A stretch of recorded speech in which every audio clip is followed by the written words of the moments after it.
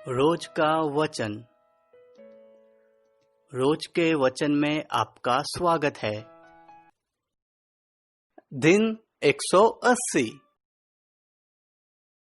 राजाओं का वृत्तांत पहला भाग अध्याय 22। राजाओं का वृत्तांत पहला भाग अध्याय 22। अहाब की मृत्यु। और 3 वर्ष तक अरामी और इस्राएली बिना युद्ध रहे। तीसरे वर्ष में यहूदा का राजा यहोशापात इस्राएल के राजा के पास गया। तब इस्राएल के राजा ने अपने कर्मचारियों से कहा, क्या तुमको मालूम है कि गिलाद का रामोत हमारा है? फिर हम क्यों चुपचाप रहते और उससे अराम के राजा के हाथ से क्यों नहीं छीन लेते हैं? और उसने यहोशापात से पूछा, क्या तू मेरे संग गिलाद के रामोत से लड़ने के लिए जाएगा? यहोशापात ने इस्राएल के राजा को उत्तर दिया, जैसा तू है वैसा मैं भी हूँ, जैसी तेरी प्रजा है वैसी ही मेरी प्रजा भी है, और जैसे तेरे घोड़े हैं वैसे ही मेरे भी घोड़े हैं। फिर यहोशापात ने इस्राएल के राजा से कहा कि आज यहोवा की इच्छा मालूम कर ले। तब इस्राएल के राजा ने नबियों को, जो कोई 400 पुरुष थे, इकट्ठा करके उनसे पूछा, क्या मैं गिलाद के रामोत से युद्ध करने के लिए चढ़ाई करूं व रुका रहूं? उन्होंने उत्तर दिया, चढ़ाई कर, क्योंकि प्रभु उसको राजा के हाथ में कर देगा। परंतु यहोशापात ने पूछा, क्या यहाँ यहोवा का और भी कोई नबी नहीं है जिससे हम पूछ ले? इस्राएल के राजा ने यहोशापात से कहा, हाँ, इमला का पुत्र मिकायाह एक पुरुष है, और जिसके द्वारा हम यहोवा से पूछ सकते हैं, परंतु मैं उससे घृणा रखता हूँ, क्योंकि वह मेरे विषय कल्याण की नहीं वरन हानि की ही भविष्यवाणी करता है। यहोशापात ने कहा, राजा ऐसा न कहे। तब इस्राएल के राजा ने एक हाकिम को बुलवाकर कहा, इमला का पुत्र मिकायाह को फुर्ती से ले आ। इस्राएल का राजा और यहूदा का राजा यहोशापात अपने अपने राज्य वस्त्र पहने हुए शोमरोन के फाटक में एक खुले स्थान में अपने अपने सिंहासन पर विराजमान थे, और सब भविष्यवक्ता उनके सन्मुख भविष्यवाणी कर रहे थे। तब कनान के पुत्र सिदकिय्याह ने लोहे के सिंग बनाकर कहा, यहोवा यो कहता है कि इनमें से तू अरामियों को मारते मारते नाश कर डालेगा। और सब नबियों ने इसी आशय की भविष्यवाणी करके कहा, गिलाद के रामोत पर चढ़ाई कर और तू कृतार्थ हो, क्योंकि यहोवा उसे राजा के हाथ में कर देगा। और जो दूत मिकायाह को बुलाने गया था, उसने उससे कहा, सुन, भविष्यवक्ता एक ही मुंह से राजा के विषय शुभ वचन कहते हैं, तो तेरी बातें उनकी सी हो, तू भी शुभ वचन कहना। मिकायाह ने कहा, यहोवा के जीवन की शपथ, जो कुछ यहोवा मुझसे कहे वही मैं कहूंगा। जब वह राजा के पास आया, तब राजा ने उससे पूछा, हे मिकायाह, क्या हम गिलाद के रामोत से युद्ध करने के लिए चढ़ाई करें व रुके रहे? उसने उसको उत्तर दिया, हाँ, चढ़ाई कर और तू कृतार्थ हो, और यहोवा उसको राजा के हाथ में कर दे। राजा ने उससे कहा, मुझे कितनी बार तुझे शपथ धराकर चिताना होगा कि तू यहोवा का स्मरण करके मुझसे सच ही कह? मिकायाह ने कहा, मुझे समस्त इस्राएल बिना चरवाहे की भेड़ बकरियों की नाई पहाड़ों पर तीतर बीतर देख पड़ा, और यहोवा का यह वचन आया है कि वे तो अनाथ है, अतएव वे अपने अपने घर कुशल क्षेम से लौट जाए। तब इस्राएल के राजा ने यहोशापात से कहा, क्या मैंने तुझसे न कहा था कि वह मेरे विषय कल्याण की नहीं हानि ही की भविष्यवाणी करेगा? मिकायाह ने कहा, इस कारण तू यहोवा का यह वचन सुन, मुझे सिंहासन पर विराजमान यहोवा और उसके पास दाहिने बाएं खड़ी हुई स्वर्ग की समस्त सेना दिखाई दी है।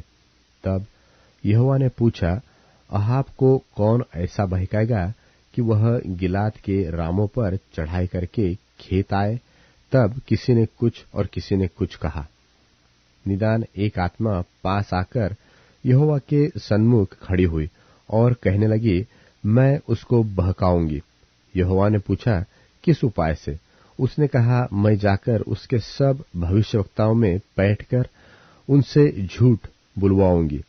यहोवा ने कहा, तेरा उसको बहकाना सुफल होगा, जाकर ऐसा ही कर। तो अब सुन, यहोवा ने तेरे इन सब भविष्यवक्ताओं के मुंह में एक झूठ बोलने वाली आत्मा पैठाई है, और यहोवा ने तेरे विषय हानि की बात कही है। तब कनान के पुत्र सिदकिय्याह ने मिकायाह के निकट जा उसके गाल पर थपेड़ा मारकर पूछा, यहोवा का आत्मा मुझे छोड़कर तुझसे बातें करने को किधर गया? मिकायाह ने कहा, जिस दिन तू छिपने के लिए कोठरी से कोठरी में भागेगा, तब तुझे बोध होगा। तब इस्राएल के राजा ने कहा, मिकायाह को नगर के हाकिम आमोन और योआश राजकुमार के पास ले जा और उससे कह, राजा यो कहता है कि इसको बंदीगृह में डाल दो, और जब तक मैं कुशल से न आऊं तब तक इसे दुख की रोटी और पानी दिया करो। और मिकायाह ने कहा, यदि तू कभी कुशल से लौटे तो जान कि यहोवा ने मेरे द्वारा नहीं कहा। फिर उसने कहा, हे लोगों, तुम सब के सब सुन लो। तब इस्राएल के राजा और यहूदा के राजा यहोशापात दोनों ने गिलाद के रामोत पर चढ़ाई की, और इस्राएल के राजा ने यहोशापात से कहा, मैं तो भेष बदलकर युद्ध क्षेत्र में जाऊंगा, परंतु तू अपने ही वस्त्र पहने रहना। तब इस्राएल का राजा भेष बदलकर युद्ध क्षेत्र में गया, और अराम के राजा ने तो अपने रथों के 3200 प्रधानों को आज्ञा दी थी कि न तो छोटे से लड़ो और न बड़े से, केवल इस्राएल के राजा से युद्ध करो। तो जब रथों के प्रधानों ने यहोशापात को देखा, तब कहा, निश्चय इस्राएल का राजा वही है, और वे उसी से युद्ध करने को मुड़े। तब यहोशापात चिल्ला उठा, यह देखकर कि वह इस्राएल का राजा नहीं है। रथों के प्रधान उसका पीछा छोड़कर लौट गए। तब किसी ने अटकल से एक तीर चलाया, और वह इस्राएल के राजा के झिलम और निचले वस्त्र के बीच छेद कर लगा। तब उसने अपने सारथी से कहा, मैं घायल हो गया हूं, इसलिए बागडोर फेरकर मुझे सेना में से बाहर निकाल ले चल।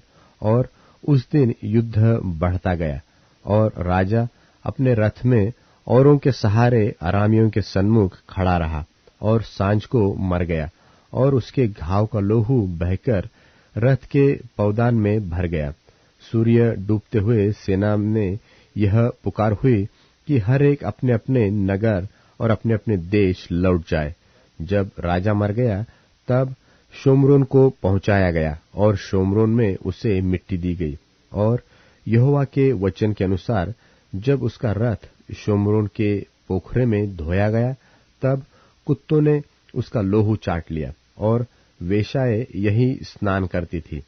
अहाब के और सब काम जो उसने किए, और हाथी दांत का जो भवन उसने बनाया, और जो नगर उसने बसाए थे, यह सब क्या इस्राएली राजाओं के इतिहास की पुस्तक में नहीं लिखे हैं? निदान अहाब अपने पुरखाओं के संग सो गया, और उसका पुत्र अहज्याह उसके स्थान पर राज्य करने लगा। यहोशापात का राज्य।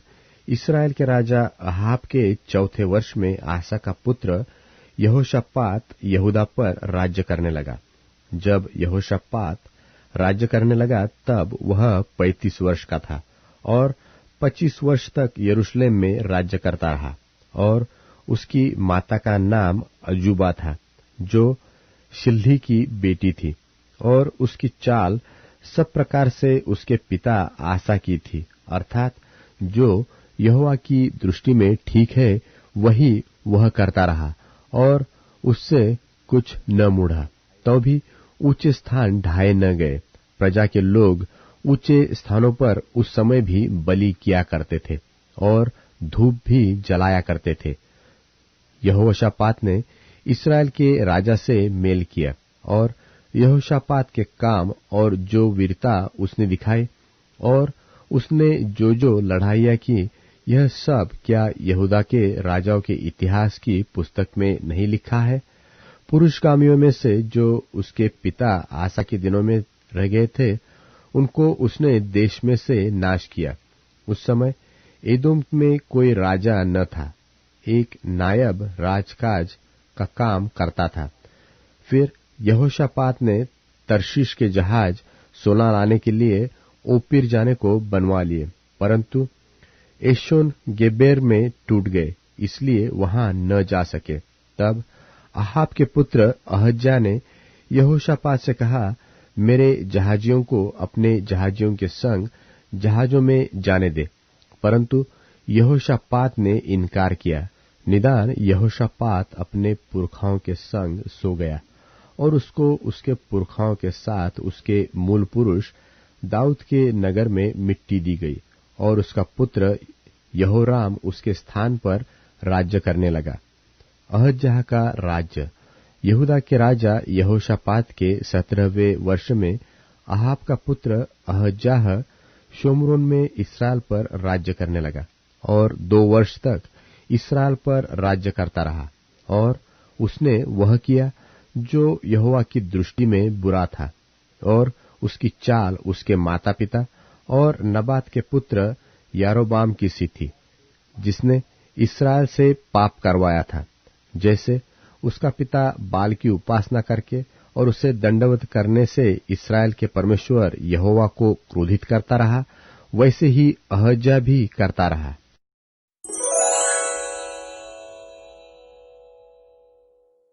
वहां एक यहूदी याजकों के प्रधान स्कीवा के 7 बेटे थे जो ऐसा किया करते थे। दुष्ट आत्मा ने उत्तर में कहा, यीशु को मैं जानती हूँ और पौलुस को भी, लेकिन तुम कौन हो?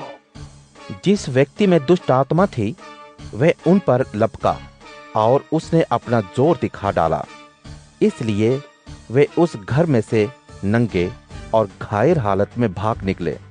इफिसुस में रहने वाले सभी यहूदी और यूनानी लोगों को यह बात मालूम हो गई और उनके ऊपर डर छा गया। यीशु के नाम को बड़ाई मिली। जिन्होंने आकर विश्वास किया, उन्होंने अपने गलत कामों को मान लिया और उनका खुलासा किया।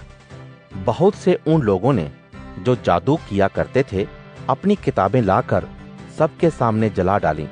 जब उनकी कीमत आंकी गई तो 50,000 चांदी के सिक्कों के बराबर थी।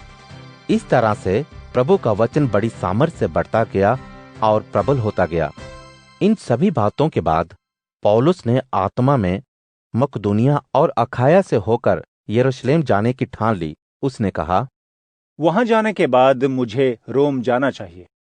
इसलिए अपने सहायक तिमोथी और इरास्तुस को उसने मकदूनिया भेज दिया, लेकिन खुद कुछ समय के लिए एशिया में ठहर गया। उसी समय इस बात के बारे में बड़ा उपद्रव हुआ। देमेत्रियुस नाम का एक सुनार था जो अर्तेमिस के लिए चांदी के मंदिर बनाता था और काफी कमा लिया करता था। उसने अपने ही धंधे वाले लोगों को बुलाया और कहा, लोगों, तुम्हें मालूम है कि ये धंधा हमारी आमदनी का एक जरिया है। साथ ही तुम देख और सुन रहे हो कि न सिर्फ इफिसुस लेकिन सारे एशिया में इस पौलुस ने लोगों को अपनी तरफ कर लिया है।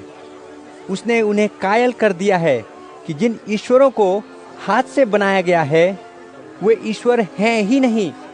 इसलिए न ही यह धंधा अब खतरे में है, लेकिन ये कि महान देवी अर्तेमिस का मंदिर भी तुच्छ ठहराया जाएगा, जिसे सारे एशिया और दुनिया में पूजा जाता है, और उसकी सारी शान भी जाती रहेगी। जब उन्होंने यह सुना तो गुस्से से भरकर चिल्ला उठे, इफिसियों की अर्तेमिस महान है। पूरे शहर में गड़बड़ी मच गई। लोगों ने पौलुस के यात्री सहयोगी गयुस और अरिस्तर्खुस जो मकदूनिया के थे पकड़ लिया और एक साथ मिलकर थिएटर में घुसे। जब पौलुस ने भीतर जाना चाहा तो शिष्यों ने उसे ऐसा नहीं करने दिया। एशिया के कुछ अधिकारियों ने जो उसके दोस्त थे यह विनती की कि रंगशाला में न जाएं। कुछ लोग एक बात कह रहे थे, दूसरे कुछ और। वहां बड़ी गड़बड़ी थी और ज्यादातर लोगों को यह नहीं मालूम था कि वे वहां क्यों हैं। उन्होंने अलेक्जेंडर को भीड़ में से खींचकर निकाला, क्योंकि यहूदियों ने उसे धक्का मारकर आगे कर दिया था। अलेक्जेंडर ने हाथ हिलाकर अपने पक्ष में कहने का इशारा किया। जब उन्हें मालूम पड़ा कि वह यहूदी है, तो लगभग 2 घंटे तक एक आवाज में चिल्लाते रहे, इफिसियों की अर्थमिस महान है।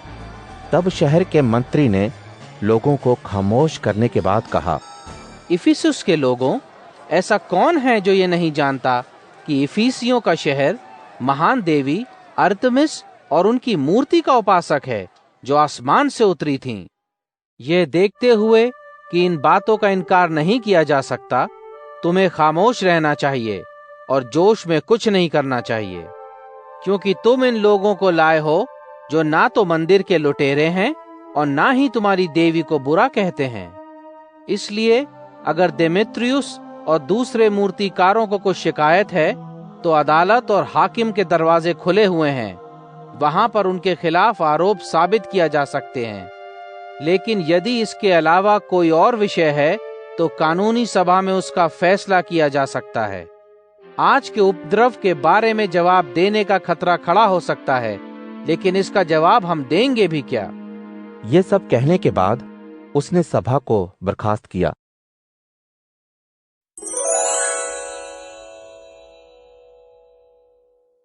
जो मनुष्य हितपूर्ण चेतावनियों पर ध्यान देता है, वह बुद्धिमानों के सत्संग में स्थान पाता है। जो मनुष्य शिक्षा की बातों की उपेक्षा करता है, वह स्वयं तिरस्कार करता है, पर डांट डपट पर ध्यान देने वाला व्यक्ति व्यवहार कुशल बनता है। प्रभु की भक्ति करना बुद्धि से शिक्षा प्राप्त करना है। आदर पाने के पूर्व विनम्र बनना आवश्यक है।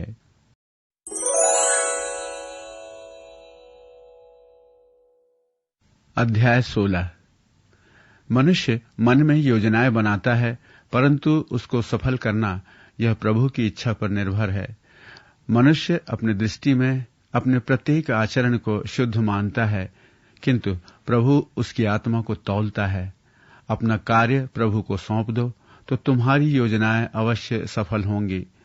प्रभु ने हर एक वस्तु को विशेष उद्देश्य के लिए रचा है, अतः दुर्जन निसंदेह दुख भोगेगा। प्रत्येक अहंकारी व्यक्ति से प्रभु घृणा करता है। मैं निश्चय के साथ कहता हूं, प्रभु उसको अवश्य दंड देगा। दुष्कर्म का प्रायश्चित करुणा और सच्चाई है। प्रभु की भक्ति करने से मनुष्य बुराई से बचता जाता है। जब प्रभु मनुष्य के आचरण से प्रसन्न होता है, तब वह उसके शत्रुओं को भी उसका मित्र बना देता है।